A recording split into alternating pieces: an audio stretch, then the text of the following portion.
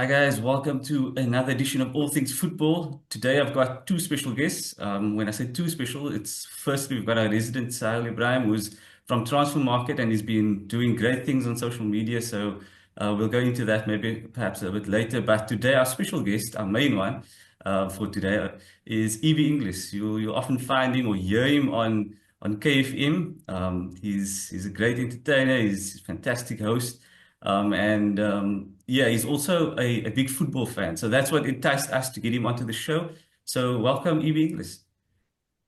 Thank you guys for having me. It's such an honor and a pleasure to be here. And I was actually surprised when you reached out to me to be on the podcast. I'm like, okay, wow, okay, now I need to know my stuff. But just a disclaimer, unlike a lot of other United fans, like when it comes to statistics and history and all of that, I'm not the most knowledgeable guy, but I mean, I have been a fan of United since like the early 90s.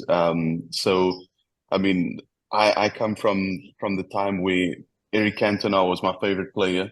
So those teams that also featured like Mark Hughes and the Sinclairs of this world. I mean, sorry, the McClairs of this world. And yeah, so since that time until now, and I must admit there was a time when I actually took a break from football because I was playing a lot of rugby in high school.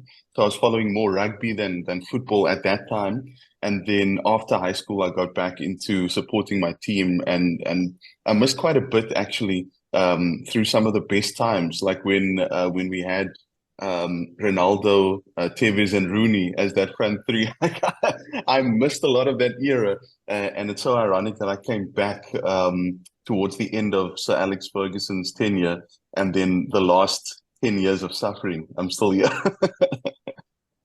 Yeah, that was actually going to be my first question is like how you got, what is Mm, the influence that made you support Man United? You mentioned players like mm, Cantona, but was there any yeah. specific individuals, friend, family member, Mm, or was it just one day, or in my case, for example, I was just at a family function watching a match, seeing mm, the score and seeing, oh, okay, this team might actually be really good. And then I was hooked, without yeah. anybody specifically saying anything. But in your case, was there any specific person or influence that made you decide to support Manchester United? The irony is when I was growing up, a lot of my friends were Liverpool fans, and that was like their team. And everyone who is a Liverpool fan will know, like, from the 70s and the 80s, like, Liverpool were their team. And I always wanted to be different. So it was actually, ironically, at on an E day Mhm. that we were at friends, going around to say Slamet, and then there was actually a match on that day, and I think it was an FA Cup match between Man United and Arsenal. And I saw Eric Cantona play for the first time, and I was like, "Who is this guy with the pop collar?" And that's where I fell in love with Man United football because it was like buckling stuff. It was just like, throw everything in the kitchen sink at the next team, and it was just so exciting to watch. And that's actually what inspired me to become a Man United fan and then go into the history of the club and which other players were playing. And I was fortunate enough when the class of 92 kind of like started coming up through the ranks, the Neville brothers and Nicky Butt and Scholes and Beckham. So it was a very exciting time. And given this coach that or this manager that had such a big presence in the club and having faith in youth to come through the ranks and so that kind of made me fall in love with the club even more. So yeah, that was kind of my way into to being a Man United fan. Yes, I think Sal, I think your experience is quite similar. I think you became a fan slightly after that, but it's similar. I think it's just when you have Mm. that player, Cantona, for example, was totally different from all the other players. It's just Mm. there's something about it that just gets you, and then So I was just gonna say I had a friend who was actually a massive Alan Shearer fan, and he used to have posters of Alan Shearer when he was still at Blackburn. And then when he moved to Newcastle, then he became a Newcastle fan. So he wasn't really a fan of a football club. He was more a fan of Alan Shearer. So he used to follow Alan Shearer wherever. And it was so weird seeing like, one season he's got Blackburn posters up. And then the next season he's got Newcastle posters up. But sorry, Sailor, I broke your word there. Go ahead. Now I was gonna tell you like yeah, pretty much similar kind of history, but I think I joined a bit later on that train. So in terms of like Eric Cantona, I also remember, being won over, especially like his goal. I think it was in the FA Cup final against Liverpool. And it was Mm, like since I'm sorry to hear that you missed. I think you probably missed, if you talk about that partnership of Tevez, Rooney, I think you probably missed our second Champions League title then, yes. or well, third in total.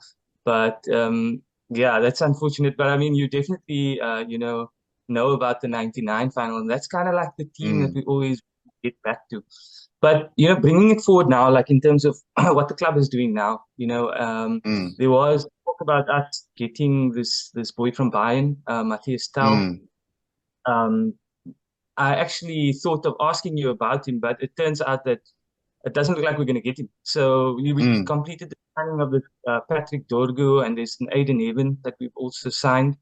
But my question to you is more along the lines of like our outgoing signings. What's happening Mm. there? I think yesterday or late last night actually. Villa announced the signing of Rashford. To me, Rashford divides the fan base. I just wanted to get your Mm. opinion on Rashford, and then also maybe a bit about Anthony, because Anthony left, and then last night I read he was man of the match for Real Betis. So yeah, just your views on those two players, because they divide the fan base. Yeah. So the thing is, when it comes to players, I've become less and less emotional about them. Over the years, there were fans in the past where I was very sad to see them go. Cantona being, the first one. I was very sad when Beckham left. I was very sad when Keane left. I was very sad when Ronaldo left. At that time, even though now it's still a controversial topic to talk about Cristiano. But at that time, I was very sad to see him go. But the words that keep popping up in my head is, from Fergie saying like, no player is bigger than the club. No player is bigger than the Mm, club. And when they start thinking that they're bigger than the club, then they got to move. They got to move on. And I'm kind of getting that sense. I've gotten that sense from Rashford in the last few seasons. He burst onto the scene when Louis van Gaal gave him his debut. He did really well in those first couple of seasons, and then he was very inconsistent. And he seemed to me to be very much a confidence player.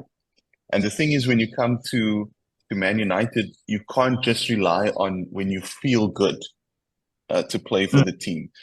Playing for Man United, I feel, and this needs to be studied, why you get players that come from other teams that have so much potential from other teams and they perform really well for other teams.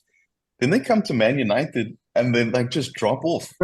And then like it's so weird. And then they leave Man United and they do really well. I mean, you just case in point with Anthony being man of the match in that Real Betis game, and also the likes of like Anthony Elanga doing so well mm. at Nottingham Forest, Scott McTominay doing so well at Napoli, and you're wondering like, what is the problem here? And then I realize it's the pressure.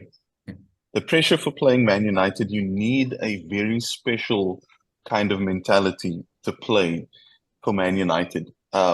Whether Man United are challenging top four, whether they're in the top half of the table, whether it's a relegation scrap when they're in the bottom half of the table, it doesn't matter. I'm guessing even if, and God forbid, Man United gets relegated, they would still get more attention in the championship than Mm. a team in the Premier League because it's Man United. So you either love them or you love to hate them.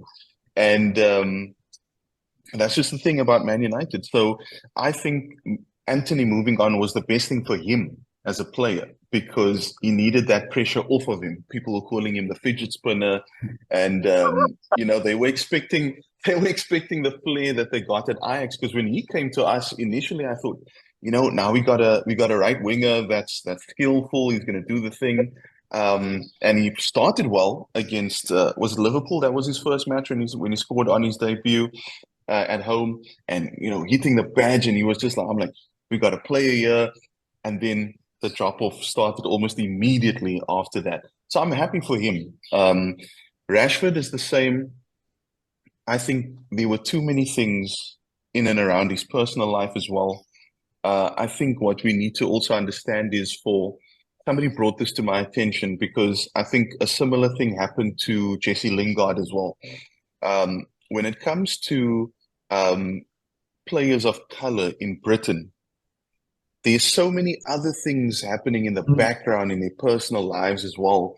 Um, mm. and then there's the added, we know how brutal British media is Yeah, when absolutely. it comes to English football, and especially when it comes to players of color. And I think all of those pressures and the fact that you're on a really high wage, um, whether you're with your girlfriend or not your girlfriend, that was that running joke as well. Rashford played better when he was with his girlfriend. When they broke up, then he was like not playing well. So all of those things, and it takes away from what's important, which is what's happening on the field. Um, that's also the thing with Man United. There's so many things happening outside of what's happening on the football pitch. So whether we do really badly at transfers, whether it is the stadium that's leaking when it rains, whether it is bad recruitment, whether it is all of these other things, the Mason Greenwood issue, all of that, it's all external issues. And hiring someone in the hierarchy and then firing them 5 months later, that's all unnecessary things, but it's going to make the news because it's Man United. And other clubs have the luxury of going about their business. So for me, I'm not emotional about Rashford. I think he had to go. He had to go. Whether you liked it or not, whether you felt that, he's talented enough or not, that's irrelevant. I think everything else, all the external issues became too much, so he had to go. I Mm. would have liked to have seen him go to a player outside, up to a team outside of the Premier League, though, Mm. because that also happens. A player goes to another team in the Premier League, we play against them, and then they put in a man of the match performance and score against Always. us, and it comes back to bite us, you know? So, so I guess that those are my feelings. He had to go, but I would have liked to have seen him go to maybe Spain or Italy or something. Mm. It's unbelievable. I mean, you touched a lot on like, the disappointment that we've had through the years. And I actually want to ask you more on like a personal level. And in your field, you report where you on the radio. Um, Mm, I can't believe it's been 10 years. So you mentioned earlier it's like a decade already of disappointment. Essentially, yes, there's a sporadic trophy here and there, but mm. the Man United that me and you have become accustomed to is like, trophies every single season. I just want to ask you, like, how do you find yourself reporting on that? Like, I don't exactly know how long you've been on radio, but like, just on Mm, a personal level and how you report that, how have you changed your views and the way you report on Man United over the past 10 mm, years? Because there's always, I've heard other DJs, and I don't want to mention names, but they're always mm. bragging about things like that. And I can imagine, like, even myself, maybe, back then I was like that. But on your side, how do you see that change? Well, for me, I take it on the chin. I make fun of myself. When we do win something, win a trophy, whether it's a Carabao or FA Cup, which is the only trophies that we can win in the last 10 years with the odd Europa League. Um, I kind of make fun of myself. So I will like say if we do win a trophy, I would say, listen, I don't say Liverpool fans or Chelsea or Arsenal fans. I say anti-Man United fans. So like then I would just say like anti-Man United fans, listen, we don't win a lot. So when we do win something, just allow us to celebrate, please. Thank you. Um, I remember the Monday having to go on air. Look, I'm not a sports presenter anymore. I used to do that a few years ago. So now I just have like my own regular show. But I remember, the 7-0 against Liverpool, and some of the painful defeats that we've had, like it was like a high margin, and then going on air, and then I would say, like, Man United fans, gather here. Let us console ourselves. And so I'll just make fun of the situation. And then Yeah. obviously on the WhatsApp line at work, I would now get the anti-Man United fans coming through, like laughing at us and whatever. So I just take it on the chin. I take it on the chin. But what I've realized is that amongst us as Man United fans, we're not. A lot of us are not delusional. We become quite either pessimistic or overly realistic. So we will talk amongst each other about the problems of Man Yeah. United. But we won't go to I'm just looking at us at work now. Other fans of other clubs will come to talk to us about like our downfall and like what's been happening. And then after the year us speak, it stops becoming like a gloating thing where they're making fun of us. They start feeling sorry for us because they're like, damn, um, I had no idea the pain that you guys are actually feeling right now. That's actually quite sad. I'm feeling sorry for you guys right now. So yeah, that's how I've been handling the disappointment of the last 10 years. But when we do get a victory, an important victory, or there's some kind of light, we celebrate that. But in the back of our minds, we're thinking next week or midweek, it's not going to look like that. It might be the complete opposite again. Yeah, you just don't know what to expect with Man United at the moment. It's a roller coaster, and you just try and enjoy the ride. I suppose that's what makes it interesting at the moment. But I want Mm, to ask you, if you, let's say hypothetically, you could become the director of football at Man United. I mean, that job is open at the moment. yeah. I think after Dan Ashworth left, and you guys stole him Mm. from us. Well, not stole him, but we fought for him. We got our money that we eventually wanted, and then he left after 5 months. I was like, what was the point? Great. It took so long to get him. But anyways, my point Mm. is, if you were hypothetically to become the director of football at Man United, what sort of changes would you make? Because what I see is they've changed the manager so often recently, but because the players Mm. have overstayed their stay, the new manager Yeah. had issues to deal with before he could even, try Mm. and put his brand on the team. So what would you make as changes to make Man United the club that we know they can be top four every season, trophies here and there, Mm. fighting for the best, in the biggest matches? What would you do? Because I think every fan has the idea, but I think I'm interested to hear what your thoughts are. Well, first of all, if I was the director of football, I would walk into the change room, or I'd have like the team meeting, and I would say, let's say I'm the one that brought in Ruben Amorim, right?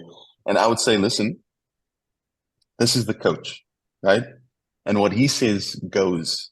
All of those things that you guys did in the past, where we bring in a new manager, might be, unlike in the case of Ruben Amorim, it might be a new manager bounce. And then when things get a little tough, and the coach wants to sort of like tighten the reins and steady the ship and implement some discipline, then you guys want to down tools.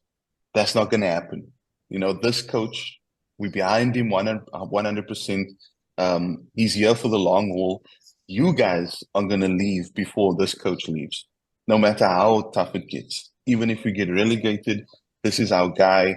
So no more player power. That's the thing I would address first, is the player power, because I think players at Man United have gotten away with a lot over the last 10 years. And that's why you have players outliving coaches at the club. And whenever things get hard, then they want to down tools. And then the next step is to fire the manager and bring in somebody. So even if you bring in, like, I mean, there's a debate. You can tell me, in your opinion, who's the best coach right now in the world? If you had to bring that guy in, whoever it is, they will struggle. They will struggle with these players because something is not working there. Whether it's a mentality thing, whether it's a work ethic thing, something is not working. And it just amazes me because even the players that we brought in, like, you would think, okay, yes, Casemiro's past his prime, but the mentality that he had at Real Madrid, where's that now? Mm. You know? Mm. Martinez had, okay, unfortunate injury last night, and it looks to be a bad one. And I'm guessing he's probably going to be out for the rest of the season. So much promise at Ajax. He came in initially, it was cool. Then there was a drop off again, like with all the players. Came back from injury, was starting to do really well. But again, our fans were like calling for his head at one stage, and at another stage, you're like, the butcher, yeah, So as a football director, I would address the player power dynamic first and tell players, listen, if I don't care how many years you've got left on your contract, if you're not putting in the work, I'm going to move you on. Right? And I don't care if I'm going to make a profit on you or not, we're going to move you on because no player is bigger than the coach. That's the first thing I would address. The second thing is I would address our recruitment and our scouting, because why are we, first of all, I blame Ed Woodward for making that statement of saying that, Man United is a team that can do things in the transfer market that other teams can only dream of. Mistake, because now every team that we want to buy a player from is adding that United tax onto us. And I think now they're kind of doing that. That's why the Matthijs Tel transfer didn't go through. I think Bayern wanted too much for him, or the negotiations. We had to maybe take on too much of the responsibility, and I think that's why, or maybe they tried to force us into an option to buy, or whatever the case is. And I think that's a step in the right direction, where you're starting to tell teams, we're not going to play that. We're not going to play that game anymore. Overpaying for players, that's not going to happen anymore. So either you get us on the terms that we want, or we don't take. I mean, there's obviously room for negotiation, but I've seen many players come to us. They wanted maybe like 80 mil from us, and then they go to another team after we say no for like 50 mil. So I'm like, why couldn't we get the 50 mil? So that's the thing. That's the player power, and then the recruitment and scouting. That would be, and trying to get some really amazing prospects in our academy as well, because I've seen academy players coming out of other teams that are just like exceptional. And the last one that I can say was really blew everyone away was Greenwood, that came out of the academy and like really, I mean, I'm talking about after Marcus Rashford, because yes, Kobe Mainoo is talented, but now he's coming into a very difficult period in the club, and expecting a lot from a very young player. And Garnacho as well. I don't think, as much as he's done in the youth setup, I don't think he's the player that he thinks he is. I mean, because he wants to be Ronaldo 2.0, but he's gonna need to do a lot in order to get to that kind of level, even at a young Ronaldo level. So, and then the added pressure of playing for Man United. So, yeah, those are the three things. First thing is player power. Second thing is recruitment and scouting, and then the academy, bolstering the academy. Yeah. So, Ibi, you touched on, the new manager bounce that almost all previous managers since Fergie has had. Unfortunately, or maybe fortunately, that we didn't experience that with Amorim, because we got, just a rude awakening with how things are and the reality at the club. But looking the rest of this season, and it's quite dire. I mean, we're 13th, we more than 10 points behind the Champions League spot, which a lot of people were kind of still hoping for, because we're always hoping for Europe. What are your realistic expectations out of the season? Not just in terms of where we finish, but in terms of maybe the type of football that we're playing, or the other things around the club, like the things, the other nuances that we don't maybe always see. What are your realistic expectations for the rest of the season? Survival. Just stay in the Premier League. Stay in the Premier League. Don't get into the relegation scrap.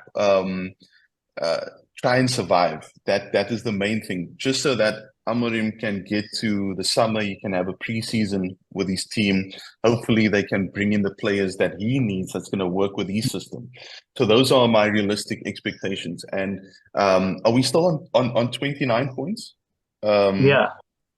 We're on 29 points. That means we are 11 points away from the magical 40. You know, those are 4 wins, or it's 3 wins and 2 draws, and there are no guaranteed wins. I mean, you can see what happened against Southampton at home, bottom of the table, and we struggled, and Ahmad had to bail us out. We in that game. And that's also another thing, a phenomenon that I can't understand is how there are players or teams that's supposed to be lower in the table than us, that's supposed to be worse off. They come to Old Trafford and they play like prime Barcelona, playing us off the park. That is, so my realistic expectations is like survival. That's the key. Stay in the Prem and get Amorim to the summer and a preseason, a proper preseason, so that he can have, like he's been saying, it's like we need time to train. I need time with my players. So we need to get to the summer and survive. That's my realistic goal. From my side, it's just a quick one.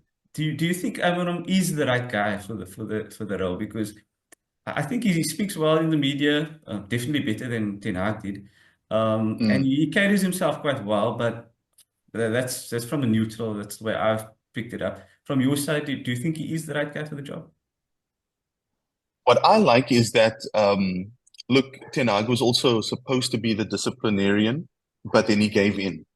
And it doesn't look like Amorim is that guy to give in.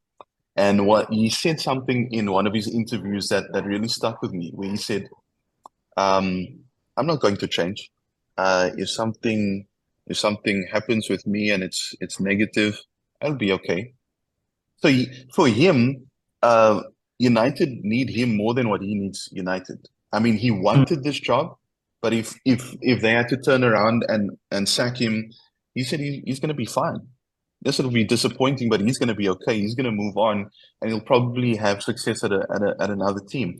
What I'm saying is that I do think he's the right guy because of what he's done at previous clubs, where he's installed not just a style of play, but it was more the culture shift within the teams that he's worked with Sporting and with there was like a lower tier Portuguese team that he dealt with before then. And it was just the mindset and culture change within that team that he brought in. And I'm hoping he can do the same for Man United. He's made some big calls, leaving out Rashford and Garnacho. Garnacho decided, you know what, I'm going to get stuck in. I'm going to work. I'm going to change my mentality. And that's why he worked himself back into the team. Rashford wanted to play hardball and maybe I need to doing an interview, and then saying like, maybe I need to look for a new challenge. And Amarim's like, okay, well, fine. Go and do that then, if that's what you want to do. And the media kept asking the same questions every press conference, and he said like, the situation stays the same. You work hard, you do what you're supposed to do in training, and not just in training. What he was trying to say, if you read between the lines, is character. I'm looking for the character of player, not just that's doing the hard work in training, but also your lifestyle, like how you interact with the other players. And what people, some fans don't like it, but if you think about it, Fergie was the same. You're not just a Man United player in training and on the field. You're a Man United player outside of that. How do you carry yourself? And that's the kind of thing I think that Amorim wants to instill in these players, and I'm all for it. So I do think he's the right guy for the job. It's now up to the club to stick by him and to support his decisions, and to say like, listen, these players have been getting away with a lot over the last 10 years. and that needs to stop now. If you want it to change, then that needs to change as well. If that's not going to change, this club's not going to move forward. So I think from our side, we've reached, that's a very good answer. And from our side, we've reached the end of our call. But in terms of, Sal, do you have any other questions before we wrap up? Or any comments? Nah, I'm good. It sounds very depressing. I don't want Trust me, I've been enjoying this. I seeing you guys so sad thinking about your club. Trust me, I've been enjoying this. Yeah. No, well, yeah. the thing is, I was going to say at the beginning of this, let me just warn you, this might turn into a therapy session, into a trauma dump. So yeah, I mean, Man United fans that will watch this, I'm sure they'll either feel the same. But let me the silver lining for me is Amarim. Let me just say that. Like, the silver lining for me is Amarim. He said everything that he said has come to pass. He said we're gonna suffer. He said things are gonna get worse before it gets better. But you just have to trust the process and stick with me. He's got a vision, and people are already there are some fans already calling for his head. There are some British media that's also discounting him and saying that it's a failed experiment, etc., etc. But sporting fans will tell you, and other teams that he's coached, their fans will tell you, stick with him, trust the process, give him time, and give him what he needs, and things will turn around. So that's the silver lining that we need to look at. Look, for me, I think like my mind was set on actually not having Rashford leave, because I always found him to be like one of our key figures at the club. But I think EB, you changed my mind, eh? And like the way you've explained things now, I mean, I can actually get behind the manager now. I can actually say, you know what, it makes sense, and perhaps things will just have to get a bit worse before they get better. So Yeah. So, Evie, I Just just want to say, I think we've got about a minute and 45 seconds on our meeting, but just want to say, where can we find you on the socials before we conclude? Yeah, sure. So on every social media platform, it's just EB Inglis. It's the same everywhere. So it's easy to find: Facebook, X, Instagram, TikTok. I'm there a lot. So even YouTube, even though I haven't posted in a while, but any social media platform, EB Inglis, that is where you can find me. I just want to thank you for spending your time, taking your time out on a Monday morning. It's not always easy, but yeah, thank you so much. We really appreciate it. I enjoyed this, even though it was talking about a team that I don't really like. But as you say, I'm an anti-Man United fan, but I'll admit it, I am one. But I think it was really, really a great show. So I just want to thank you from our side. Oh, no, thank you. It was my honor and a privilege and a pleasure to be here with you guys. Thank you. Until next time, Thanks, EB. it's goodbye.